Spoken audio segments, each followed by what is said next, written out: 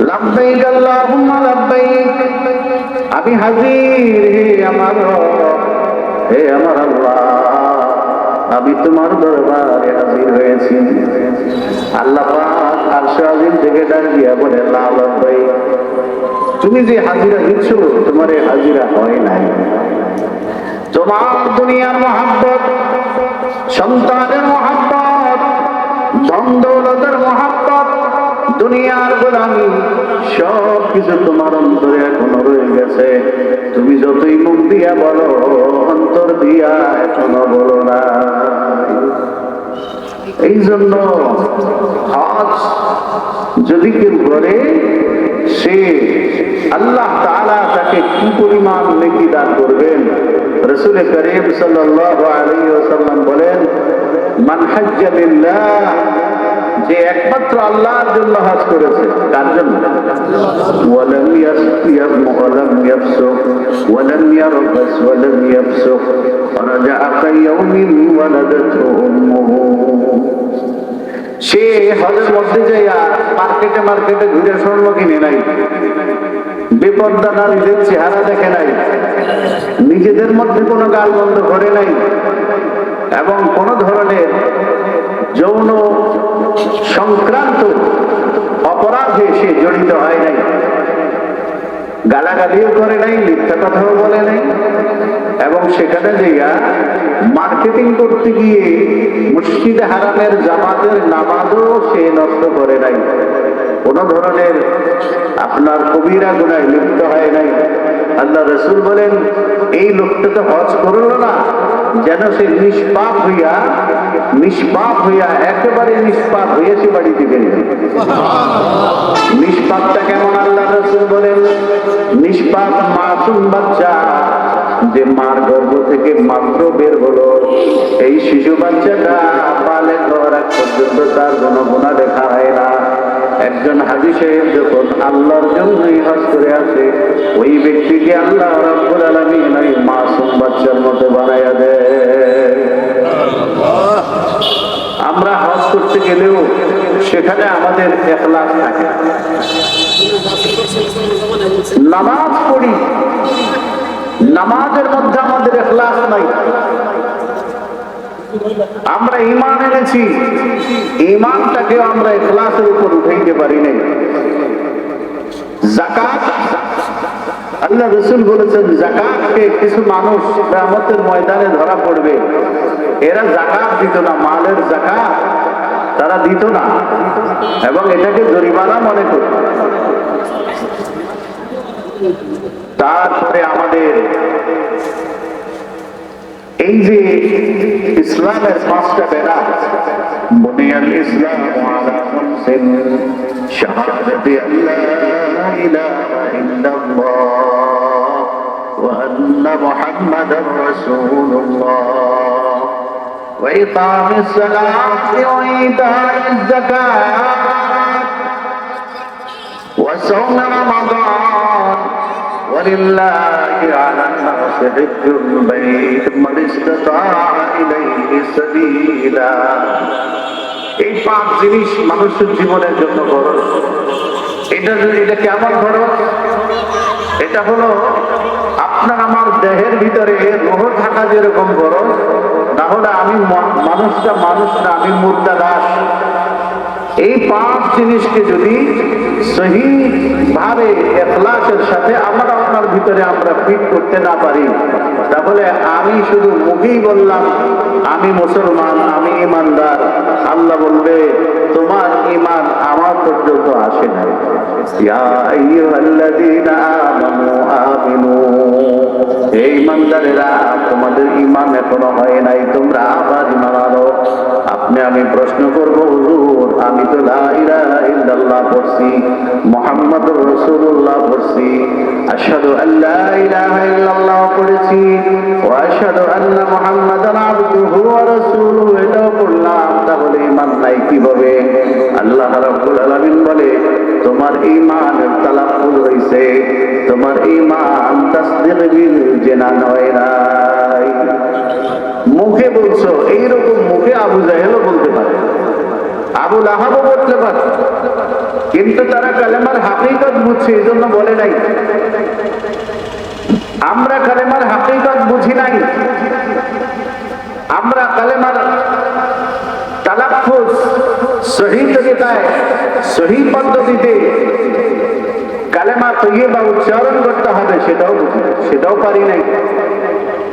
100 মানুষের মধ্যে 70 জন পাওয়া যাবে কিনা যার কালেমা আমাদের সমাজে বিশুদ্ধ ভাবে রাসূল যেভাবে শিক্ষা দিয়েছেন সেভাবে আমরা পারি।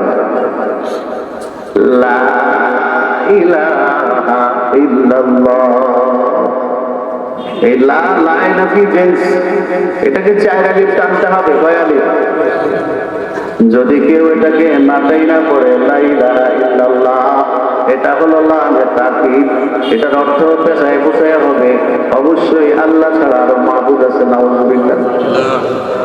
এখন আপনি বলেন, বিচারটা আপনার কাছে দিলাম, আপনি আপনার পরিবেশে, আপনার সমাজে, আপনার প্রতিবেশী, আপনার আত্মীয় স্বজন, আপনার ঘরের মানুষ একটু পরীক্ষা করা দরকার আছে যে আমি তারে যার লালন পালন করলাম, তাকে আমি কামাই করে খাওয়াইলাম, আমার জায়গা জমি রেখে দিলাম, আমার জীবন তার পিছনে কোরবান করে দিলাম, এমন ভালোবাসার মানুষটা ঈমান সহি না হওয়ার কারণে সে জাহান্নামী হয়ে যাবে।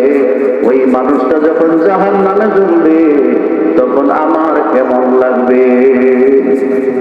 এই জন্য প্রত্যেকের উপরে ফরজ কালেমা সহি করা, প্রত্যেকের উপরে ফরজ কালেমাকে শুদ্ধ করা, প্রত্যেকের উপরে ফরজ কালেমার ইখলাস অন্তরে পয়দা করা।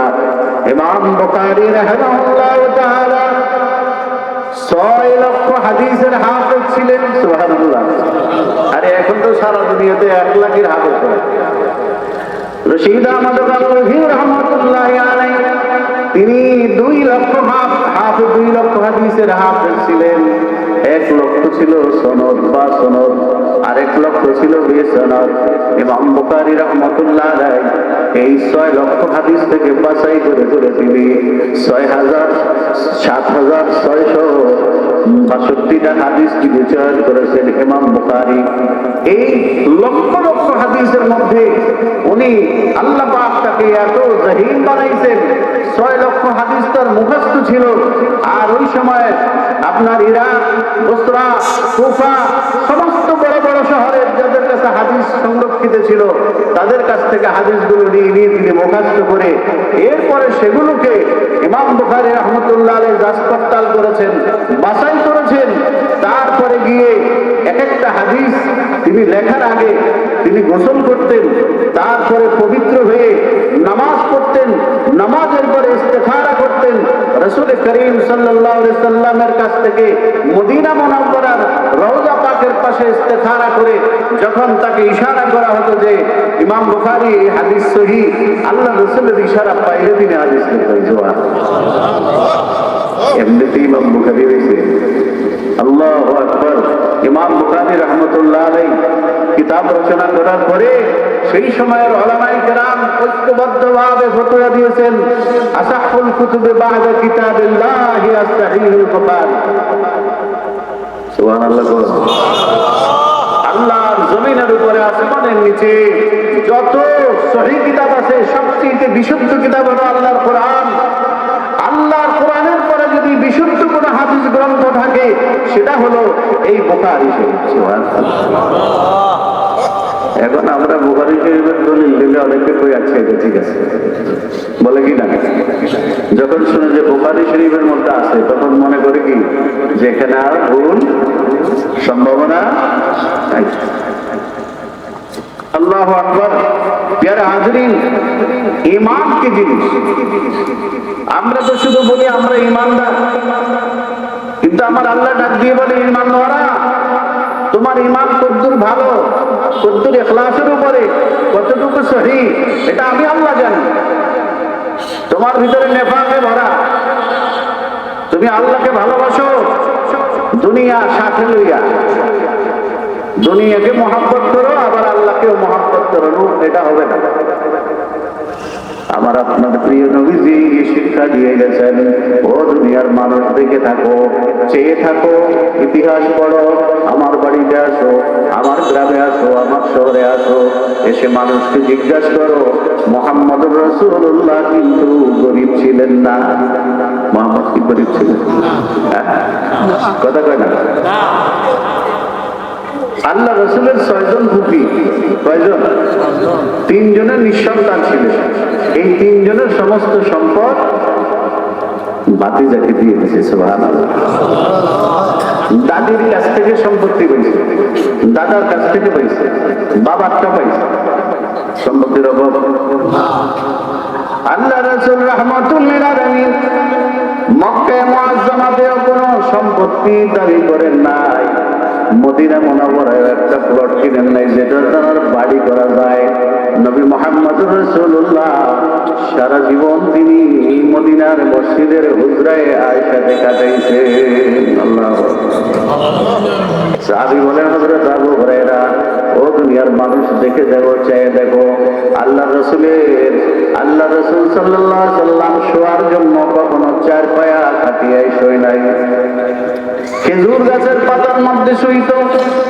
রাসূল করিম সাল্লাল্লাহু আলাইহি ওয়াসাল্লামের ঘুম থেকে উঠলে পরে দেখা যাইত ওই চাটাইয়ের দাগ আল্লাহ রাসূলের দেহ মোবারকে লেগে আছে।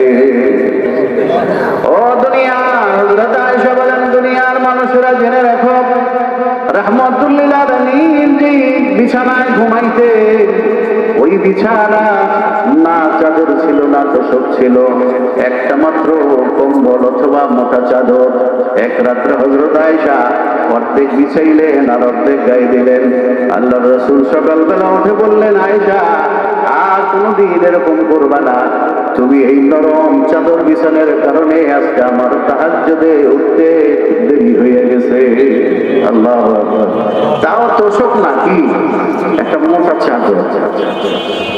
আল্লাহ রাসূলের বালিশের মধ্যে, বিছানার মধ্যে কি ছিল? হযরত আবু হুরায়রা বলেন, ইয়া রাসূলুল্লাহ, বড় বড় রোম হেরাক্লের বড় বড় সম্রাটের লোকেরা আসে আপনাকে দেখার জন্য। আপনার বিছানা, আপনার ঘর, আপনার বিছানার চাদর, আপনার শোয়ার বালিশ কিছুই তো মানসম্মত না। ইয়া রাসূলুল্লাহ, বালিশের ভিতর থেকে যদি ওই খেজুরের ছালগুলো বের করে কিছু তুলা ঢোকানো যাইত তাহলে বড় আরাম হইতো। আল্লাহ রাসূল বলেন, আবু হুরায়রা, দুনিয়ার মহাব্বত, দুনিয়ার ভালোবাসা, দুনিয়ার আরাম আমি চাই না। লা আইশা ইল্লা আইশুল আখিরাহ। আল্লাহুম্মা ইগফির আনসার ওয়াল মুহাজিরা।